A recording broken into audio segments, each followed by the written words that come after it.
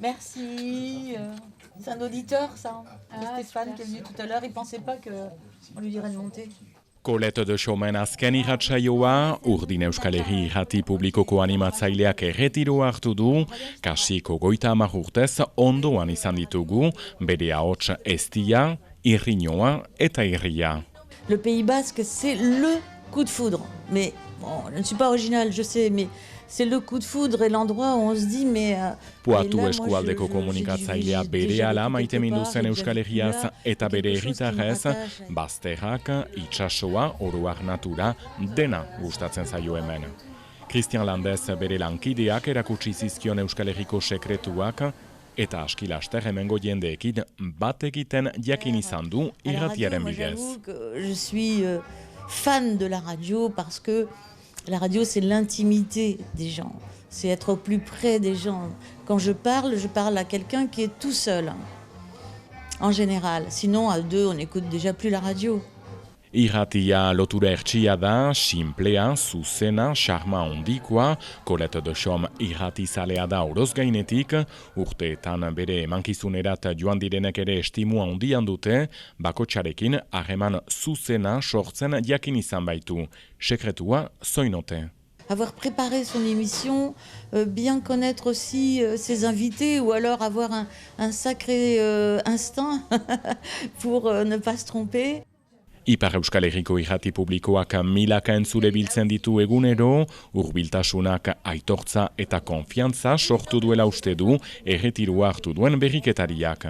Ce métier, moi je trouve que c'est le plus beau parce que c'est accompagner les gens, choisissent une radio mais aussi un animateur, une animatrice et ils aiment cette personne et ils lui font confiance. Donc c'est très important aussi de ne pas perdre la confiance.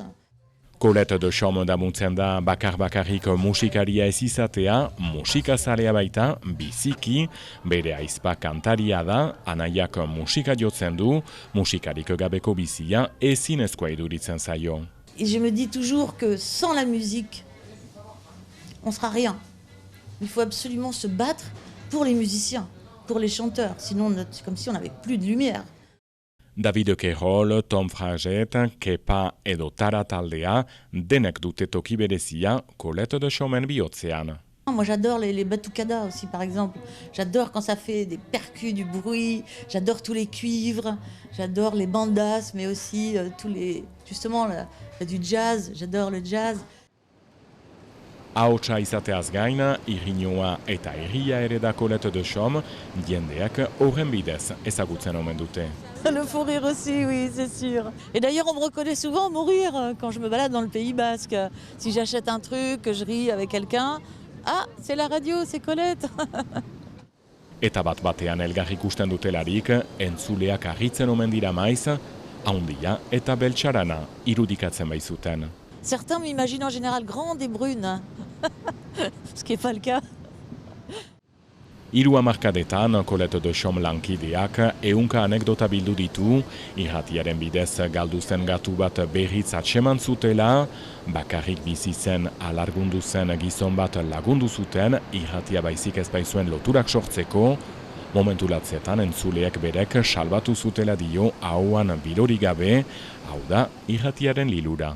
C'est magique à la radio, il suffit de rentrer dans le studio, de se mettre devant le micro, de mettre le casque, alors lui c'est le super copain, d'oublier les autres et de rentrer dans cette bulle d'intimité avec les auditeurs.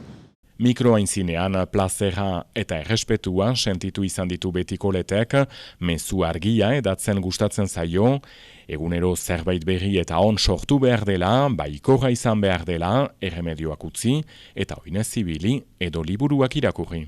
C'est ça aussi que j'essaie de faire avec la radio, que j'ai essayé de faire, c'est d'apporter aux gens des petits trucs pour qu'ils se remettent en route, parce qu'en fait on est acteurs tous de nos vies, donc il faut se faire du bien, il ne faut pas attendre des médicaments, il faut se faire beaucoup de bien, il faut lire. Preseski orain erretirua harturik ez du baztertzen liburu bat idaztea edo YouTube kate bat sortzea entzuleekin harremanetan egoteko, hain bereak dituen ahots ezti, irriño eta irriarekin. Mil esker, Colette.